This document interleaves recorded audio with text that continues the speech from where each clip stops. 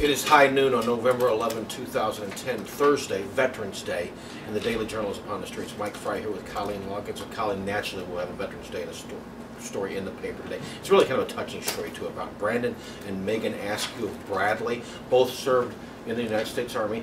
Brandon, in fact, was injured in Iraq by a car bomb. Okay, so now they're living here in Bradley, and you know, with the tough economic times, they've had some problems, you know, but they've been retrained out of Kankakee Community College, back into the workforce. It's really a touching story.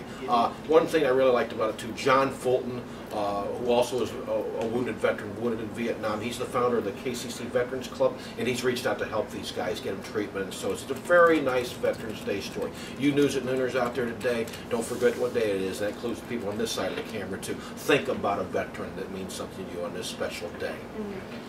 I know personally I am always inspired whenever I hear any sort of stories about veterans, so like Mike said, you know, really get out there and thank them for everything that they've done for this country. I mean, they've risked their lives for us, so. They are the reason we have freedom, okay, and can do the news at noon among many other things, okay.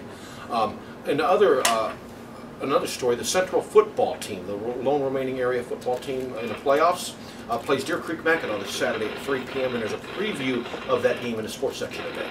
I heard that the two schools were kind of trying to figure out what time frame that they wanted to play the game, and one wanted it to be in the early afternoon and the other wanted it to be at night, and then the IHS, they stepped in and said, you will play at 3 p.m. That's that. So. Okay, well 3 p.m. it is at Deer Creek Mackinac. We'll tease the weekend section a little bit right now too. Brian Spooner, the Central Comets head football coach, he's going to be the subject in the 10 questions feature we run. You know that feature well, don't you, Colleen? The feature. Okay. We've had a tremendous run of weather lately, but what's the weather going to be like for the Central football team on Saturday? Colleen, I hear the times they are changing. Oh God, that's what I heard too. I don't know for sure. Dennis Yanka definitely does, so let's take it to Dennis and hear what he has to say. Hi, this is Dennis Yanka, the columnist, writer, and weatherman, and today a tour guide.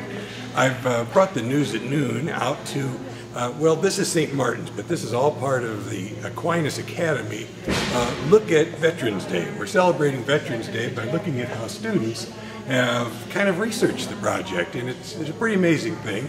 And by the way, if you stop over at St. Martin's, it's open, this gymnasium, the center here, is open until Saturday for you to come in and look at these things. I guess I really ought to do the weather though. Today's high, another near record 71, low tonight 48.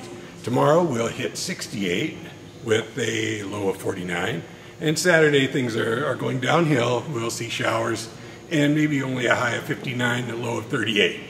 But I ought to get back to the newsroom, and I encourage you to come on up and see these things here at St. Martin's. Mike, we're back, and as you know, it's Thursday once again, and we actually have a question from James from St. Anne, and he wants to know, in honor of Veterans Day, what is your favorite war movie?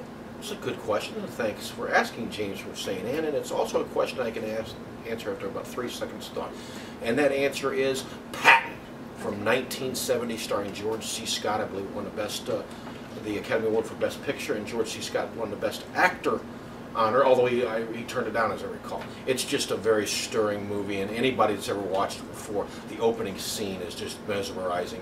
Patton walks out onto a stage with the American flag in the background and gives this inspirational 10-minute speech to members of the Army getting ready to fight at D-Day. In fact, I had an uncle, a Vietnam veteran, who so loved Patton he could recite that speech verbatim off the top of his head. It's about 10 minutes long, so it's quite a feat. But no, I'm going to go with my favorite war movie of all time, Patton. I think that's a good choice, and that's pretty much all I have to say about that. Okay. So, well, speaking of choices, thanks to you News at Nooners for choosing to watch the News at Noon today. It's most appreciated.